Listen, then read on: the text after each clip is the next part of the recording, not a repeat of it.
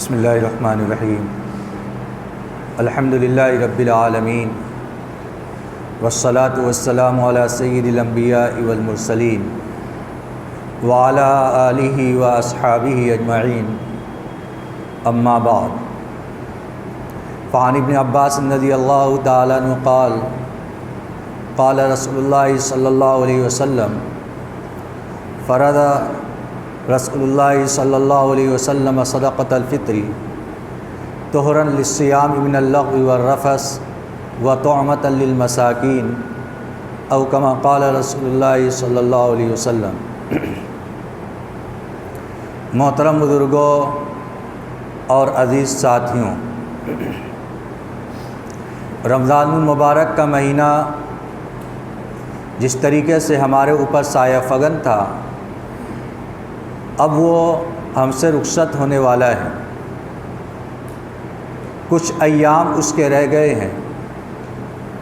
دنوں کے اعتبار سے جو دن آ رہا ہے وہ سب آخری دن ہو رہا ہے۔ اسی لحاظ سے یہ جمعہ کا دن بھی آخری جمعہ ہے۔ اب رمضان المبارک کے اندر کوئی دوسرا جمعہ نہیں آئے گا۔ اس لحاظ سے یہ وداعی جمعہ ہے، الوداع کا جمعہ ہے، ورنہ اور اس کی کوئی شرعی حیثیت نہیں ہے کہ اس دن کوئی خاص معمولات ہو، خطبہ کے اندر کسی خاص چیز کا اضافہ کیا جائے، یا کوئی خاص ایسی نماز ہو جو اس دن کے اندر مشروع ہو۔ احادیث کے اندر اس طرح کی کوئی بات نہیں ملتی۔ صرف اس حیثیت سے کہ رمضان مبارک کے اندر یہ آخری جمعہ ہے، اب اس کے بعد جمعہ نہیں آئے گا، اس لحاظ سے یہ الوداع کا جمعہ ہے، آخری جمعہ ہے۔ اب جیسے جیسے رمضان مبارک ہم سے رخصت ہو رہا ہے، ہماری ذمہ داری یہ بنتی ہے کہ ہم رمضان مبارک کے اندر اس بات کا عہد کریں اور اس بات کا فیصلہ کریں کہ جس طریقے سے ہم نے رمضان المبارک کے مہینے کے اندر نماز کا اہتمام کیا ہے، اللہ نے جتنی توفیق دی ہے تلاوت کا اہتمام کیا ہے، اور دوسرے معمولات اور دوسرے کام خیر کے ہم نے کیے ہیں، ظاہر سی بات ہے کہ رمضان مبارک جانے کے بعد اتنے سارے کام شاید ہم سے نہ ہو سکے، لیکن جو فرائض ہیں ان کے اہتمام کی بہت خاص کوشش کرنی چاہیے، اور اللہ رب العزت کے حضور یہ دعا کریں کہ یا اللہ جس طریقے سے تو نے ہمیں رمضان میں نماز کے اہتمام کی توفیق عطا فرمائی ہے، غیر رمضان میں بھی رمضان نماز کے اہتمام کی توفیق عطا فرما، اور آدمی دل سے اللہ کے حضور توبہ کرے کہ اب ہماری نماز کبھی نہیں چھوٹے گی۔ جب آدمی ارادہ کرتا ہے، پختہ ارادہ کرتا ہے، تو اللہ رب العزت کی جانب سے انسان کی مدد کی جاتی ہے۔ لیکن اگر ہم نے کوئی فیصلہ اس مہینے کے اندر نہیں کیا کہ اب ہمیں رمضان کے بعد کیسے زندگی گزارنی ہے، تو یہ رمضان آیا، ختم ہو جائے گا، پھر ہم بھی رمضان کے گزرنے کے بعد آزاد ہو جائیں گے، جیسے چاہیں گے ویسے زندگی گزاریں گے۔ پھر رمضان کا آنا ہمارے لیے ایک ایسی چیز ہوگی جس کی وجہ سے ہماری زندگی کے اندر کوئی تبدیلی رونما نہیں ہوگی۔ اس لیے اللہ رب العزت نے ہمیں جو موقع عطا فرمایا ہے، ہم اس مہینے کے اندر خاص طور سے توبہ کریں، اللہ سے توفیق مانگیں۔ بندے کی دعا اس مہینے کے اندر خاص طور سے قبول ہوتی ہے۔ اللہ رب العزت دعا کو قبول فرمائیں گے، اور جب اللہ کی مدد شامل حال ہوگی تو ہمارے لیے رمضان کے علاوہ دوسرے مہینوں کے اندر بھی اعمال کا کرنا ہمارے لیے آسان ہوگا۔ ہم ان ایام کے اندر غور کریں، سوچیں کہ رمضان مبارک کا مہینہ جس طریقے سے آیا اور ہم سے جا رہا ہے، کیا ہم نے حقیقتاً اس کی قدر کی؟ پڑھنے والے کتنی تلاوت کرتے تھے، کتابوں کے اندر مذکور ہے کتنی قرآن پاک کو ختم کرتے تھے، 50، 60، 40، ہر آدمی اس لحاظ سے وہ ختم کرتے تھے۔ ہم نے کیا اس کا اتنا اہتمام کیا؟ ظاہر سی بات ہے کہ ہم سے اتنا اہتمام نہیں ہوا، تو یہ کمی اور کوتاہی کی بات ہے۔ اگر ہم کمی اور کوتاہی کا اعتراف کر کے اللہ کے حضور ندامت کی ندامت کا اظہار کریں گے تو اللہ رب العزت ہماری اس کمی اور کوتاہی کو معاف فرمائیں گے، ورنہ اس حدیث کا مصداق بن جائیں گے کہ وہ آدمی ہلاک ہو جائے جس نے رمضان المبارک کا مہینہ بھی پایا اور اس کے باوجود اس کی مغفرت نہیں ہوئی۔ اللہ کے نبی صلی اللہ علیہ وسلم نے حدیث کے اندر ارشاد فرمایا، اور اس سے زیادہ بدبخت اور محروم کوئی ہو نہیں سکتا جس کی مغفرت رمضان المبارک کے مہینے کے اندر بھی نہ کی جائے۔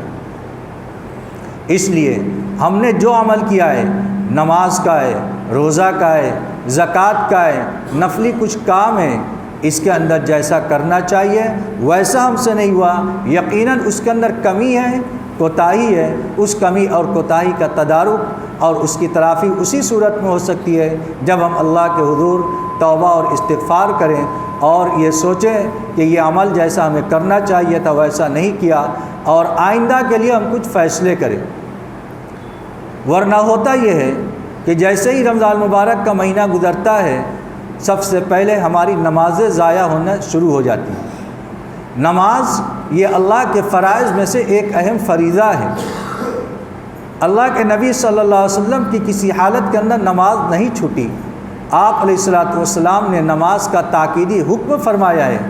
آخر وقت ہے، آپ اپنی زبان مبارک سے ارشاد فرما رہے ہیں، اتقوا اللہ فی الصلاۃ، اتقوا اللہ فی الصلاۃ، نماز کے بارے میں اللہ سے ڈرو، نماز کے بارے میں اللہ سے ڈرو۔ اللہ کے نبی صلی اللہ علیہ وسلم اتنی تاکید فرما رہے ہیں کہ آخری وقت کے اندر بھی نماز کے بارے میں لوگوں کو متوجہ فرما رہے ہیں۔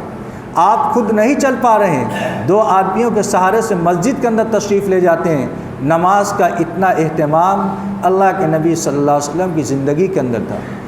آج رمضان مبارک کے مہینے کے اندر جو لوگوں کی آمد ابتدائی مہینے کے اندر تھی، اب اس کے اندر کمی آنے لگی۔ ہماری مساجد رمضان کے شروع مہینے کے اندر بھری رہتی تھی، لوگ آتے تھے، ان کو باہر انتظار کرنا پڑتا تھا، لیکن آج اسی کے اندر فرق پڑ گیا جبکہ ابھی رمضان مبارک کا بابرکت مہینہ چل رہا ہے۔ مسجد کے اندر کمی ہو گئی، نمازوں کا وہ اہتمام باقی نہیں رہا۔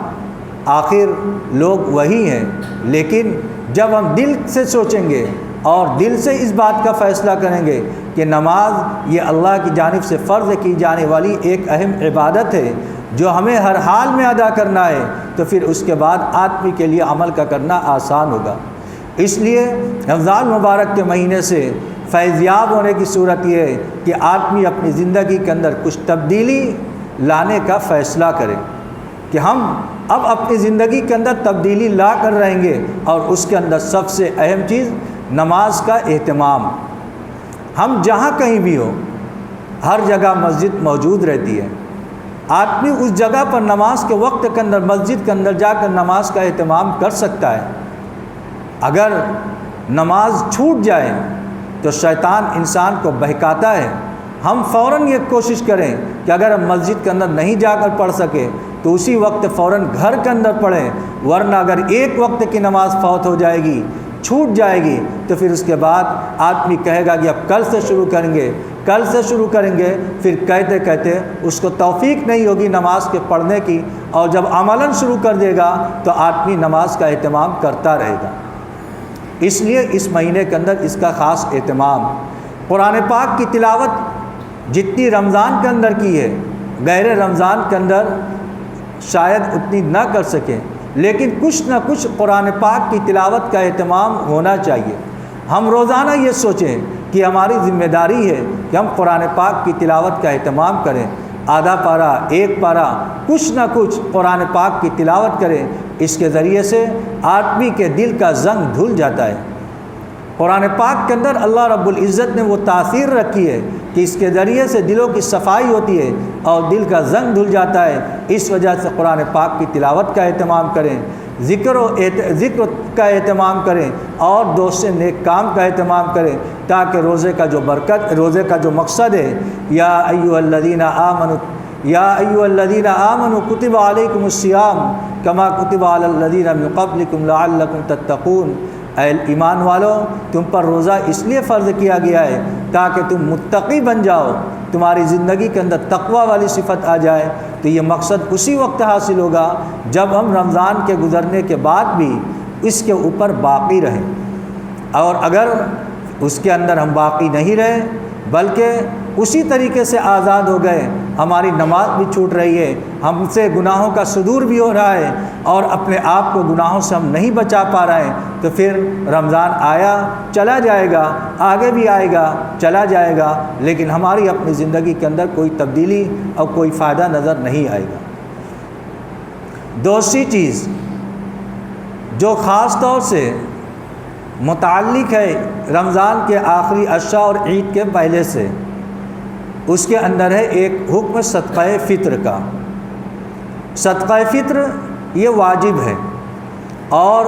ہر اس شخص پر جو صاحب نصاب ہو۔ صاحب نصاب کا مطلب جس کے پاس اتنی رقم موجود ہے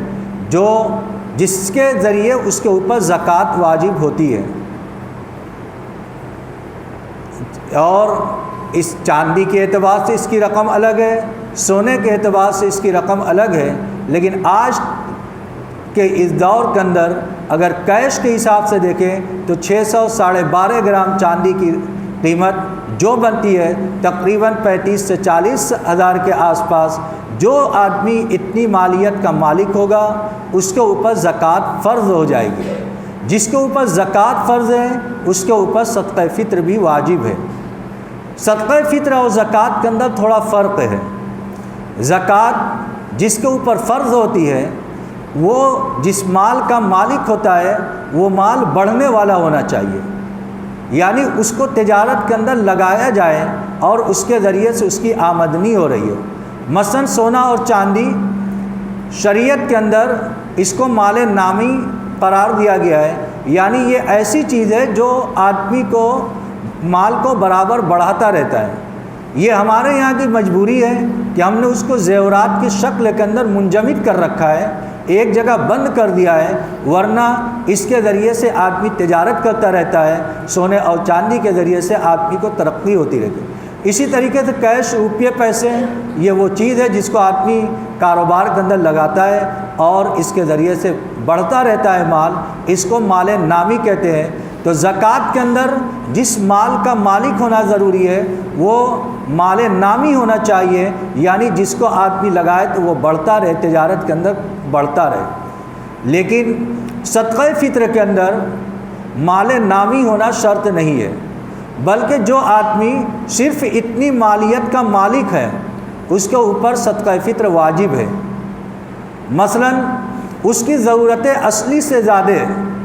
کوئی سامان موجود ہے جس کی قیمت زکوٰۃ کی قیمت کے نصاب کے برابر ہو رہی ہے۔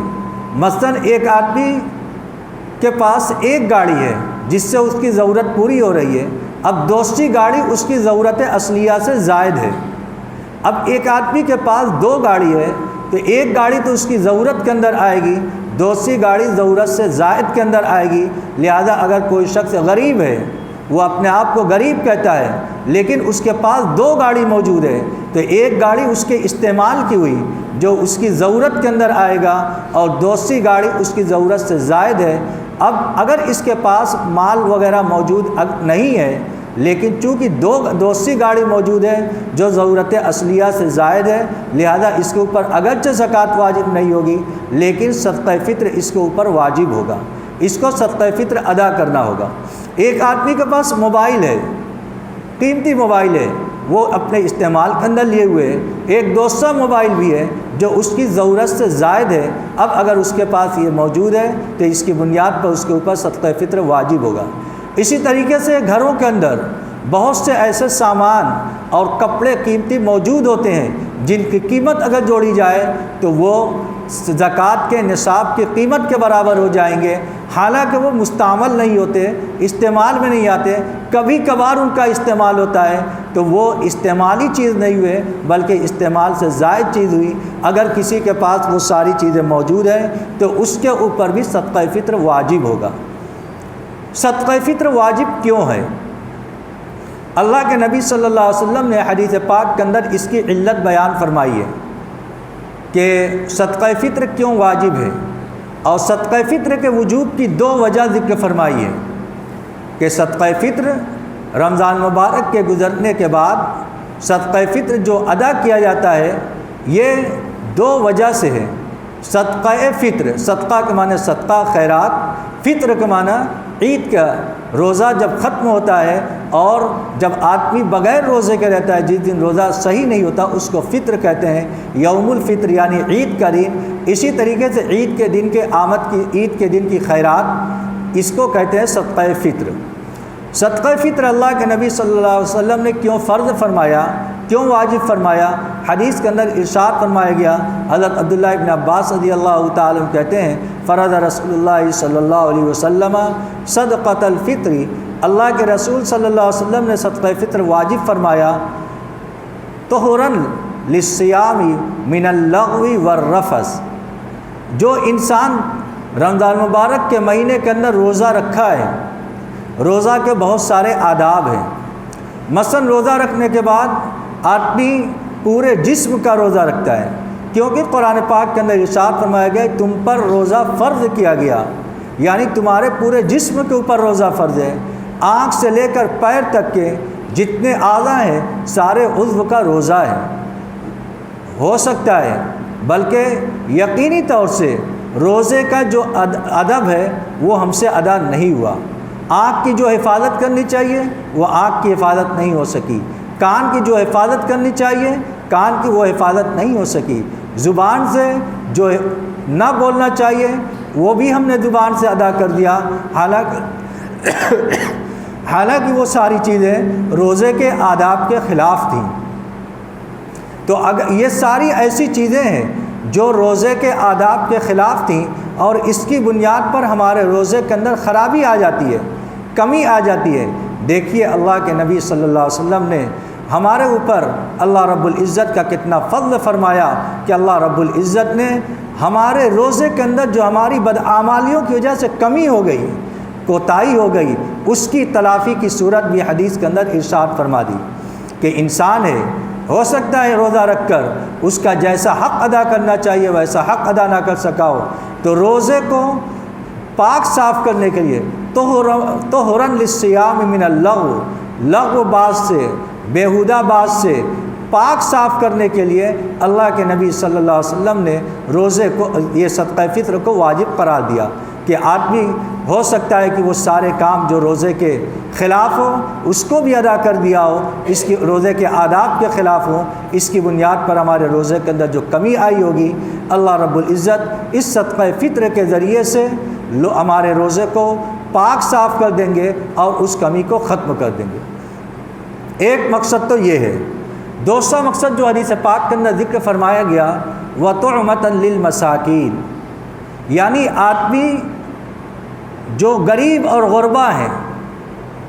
ان کے لیے ایک دن کے کھانے کا سامان ہو جائے۔ اسلام کا یہ مزاج ہے کہ خوشی کے دن اللہ رب العزت اور شریعت نے کسی خاص طبقے کو خاص کرنے کا حکم نہیں فرمایا۔ یعنی اگر خوشی کا دن ہے تو اس خوشی کے دن کے اندر صرف امیر لوگ خوش ہوں، غربا خوش نہ ہوں، شریعت نے اس کو پسند نہیں فرمایا۔ اس وجہ سے جب عید کا دن یا خوشی کا دن ہے تو اس خوشی کے اندر ہم غریب لوگوں کو بھی شریک کریں، اور غریب لوگوں کو شریک کرنے کی صورت یہ ہوگی کہ ہم ان کو اتنی رقم دے دیں جس کی بنیاد پر وہ آج کے دن یعنی عید کے دن مانگنے سے اور سوال کرنے سے محفوظ رہیں، اور اس دن وہ بھی اپنے اہل و عیال کے اندر، اپنے گھر والوں کے اندر خوشی کے ساتھ وہ دن گزار سکیں۔ اس وجہ سے وَطُعْمَةً لِلْمَسَاكِينِ، ایک دن ان کے لیے کھانے کا انتظام ہو جائے گا جب آدمی صدقہ فطر کو ادا کرے گا۔ صدقہ فطر کے ذریعے سے آدمی غریبوں کو اپنی خوشی کے اندر، خوشی کے ایام کے اندر شریک کر رہا ہے۔ چنانچہ اگر کوئی شخص ولیمہ کر رہا ہے اور اس ولیمے کے اندر صرف امیر لوگوں کو بلایا اور غربا کو نہیں بلایا تو حدیث کے اندر ارشاد فرمایا گیا بئس طعام الولیمہ، وہ اس ولیمے کا کھانا بدترین کھانا ہے جس کے اندر صرف امیر کو بلایا جائے اور غریب لوگوں کو چھوڑ دیا جائے۔ خوشی کا دن ہے تو اس خوشی کے اندر جب امیر لوگوں کو بلا رہے ہو تو اس کے اندر غربا کو بھی شریک کرو۔ شریعت نے یہ مزاج بنایا ہے، جب عید کا دن یا خوشی کا دن ہے تو شریعت نے یہ کہہ دیا کہ اس دن تم غریب لوگوں کو یعنی غربا کے لیے صدقہ فطر نکالو، اپنی طرف سے نکالو، اپنی نابالغ اولاد کی طرف سے نکالو، یہ نکالنا آدمی کے لیے واجب ہے۔ جو بھی عید کے دن بچہ پیدا ہوگا عید کی نماز سے پہلے وہ سارے کے سارے لوگوں کا صدقہ فطر نکالا جائے گا۔ اسی طریقے سے جو عید کی رات میں جن کا انتقال ہو جائے ان کا صدقہ فطر ساقط ہو جاتا ہے، ان کا صدقہ فطر نہیں نکالا جاتا، اور آدمی اپنی طرف سے نکالے گا، اپنی نابالغ اولاد کی طرف سے نکالے گا، اور جو بڑے لوگ ہیں ان کی طرف سے نکالنا ضروری نہیں ہے، وہ اپنا خود نکالیں گے۔ لیکن چونکہ جوائنٹ فیملی ہوتی ہے، ایک آدمی سب کی طرف سے نکالتا ہے، اس لیے ہمارے اس معاشرے کے اندر جہاں پر مشترکہ فیملی ہے آدمی گن کر مشترک طور پر وہ صدقہ فطر نکالے گا۔ اس کی مقدار شریعت کے اندر حدیث کے اندر مختلف طرح سے دی گئی، مثلا کشمش ہے، جو ہے، کھجور ہے اور گیہوں ہے۔ حضور اکرم صلی اللہ علیہ وسلم کے زمانے کے اندر گیہوں کی آمد بہت کم تھی، بہت کم موجود تھا تو بہت قیمتی، اس وجہ سے گیہوں کی مقدار عام طور سے نصف سا اس زمانے کے اندر ہے۔ کھجور، کشمش اور یہ ساری چیزیں عام طور سے پائی جاتی تھیں تو ان کی مقدار 1 سا ہے۔ زیادہ کھجور، کشمش یہ چیزیں ہیں، اور گیہوں کو کم رکھا گیا تھا کیونکہ اس زمانے کے اندر وہاں پر گیہوں کم پایا جاتا تھا۔ کتابوں کے اندر اس کی وجہ ذکر کی گئی۔ اگر ہم گیہوں کے ذریعے سے صدقہ فطر نکالیں گے تو وہ 50 روپیہ یا اس سے 50 کے آس پاس آئے گا، اور اگر ہم کشمش اور دوسری چیزوں سے نکالیں گے تو پھر یہ تجاوز کر جائے گا، شاید 500 سے 800 کے آس پاس اس کی مقدار آئے گی۔ اب ہماری یہ ذمہ داری بنتی ہے کم سے کم 50، زیادہ سے زیادہ 800۔ تو اب ہم اللہ رب العزت نے ہمیں جو وسعت عطا فرمائی ہے، جتنا ہمیں اللہ رب العزت نے حوصلہ دیا ہے، ہم اس کے اعتبار سے صدقہ فطر نکالیں۔ کوئی آدھا سا گیہوں یعنی 1 کلو 666 گرام کے حساب سے بھی نکالے گا تو اس کا صدقہ فطر ادا ہو جائے گا۔ کم سے کم یہ ہے، اتنا تو اس کو نکالنا ہی ہے۔ لیکن اگر کوئی اپنی خوشی سے زیادہ نکالنا چاہے تو وہ اجر اور ثواب کا زیادہ مستحق ہوگا، اور اس کے ذریعے سے خرچ کرنے کا جذبہ انسان کے دل کے اندر پیدا ہوتا ہے کہ جب ہم نکال رہے ہیں تو زیادہ سے زیادہ اللہ کے راستے کے اندر نکالیں۔ لہذا صدقہ فطر کے نکالنے کا بھی اہتمام کرنا چاہیے۔ اللہ کے نبی صلی اللہ علیہ وسلم نے اس کو واجب قرار دیا تاکہ ہمارے روزے کو پاک صاف کیا جا سکے اور غریب لوگوں کے لیے ایک دن کا کھانا ہو سکے۔ نکالنے جانے کا بہترین وقت آدمی عید کی صدقہ فطر عید کی نماز کو جانے سے پہلے اپنے صدقہ فطر کی رقم کو ادا کر دے۔ اگر اس وقت ادا کر رہا ہے تو حدیث کے اندر ارشاد فرمایا گیا کہ یہ صدقہ فطر مقبول ہے، اور اگر کسی شخص نے عید کی نماز پڑھ لی اور صدقہ فطر ادا نہیں کیا تو اس کو بعد میں ادا کرے۔ اب بعد میں ادا کرے گا تو یہ ایک صدقہ کی حیثیت رکھے گا، لیکن جب آدمی پہلے ادا کرے گا تو وہ اس کا صحیح وقت ہے، اس وقت اس کو ادا کر لینا چاہیے۔ اللہ رب العزت ہم سب کو کہنے سننے سے زیادہ عمل کی توفیق عطا فرمائے۔ وآخر دعوانا الحمدللہ رب العالمین۔ کمچہ عیدگاہ کے اندر عید الفطر کی نماز انشاءاللہ 7 بجے ہوگی۔ دوسرا اعلان یہ ہے کہ چونکہ روڈ پر نماز کی اجازت نہیں ہے، اس لیے روڈ پر نماز نہیں ہوگی، بس اندرونی حصے کے اندر نماز ہوگی، اور روڈ پر کسی طرح کی کوئی نماز کی اجازت نہیں ہے۔ اس مدرسے کے اندر عید الفطر کی نماز نیچے دارالحدیث اور صحن کے اندر ہوگی، اس کا وقت ہوگا 7:15 بجے، اور بھی عام طور سے دوسری مساجد کے اندر ہوگی جس کا اعلان آ جائے گا۔ اللہ رب العزت ہم سب کو عمل کی توفیق عطا فرمائے۔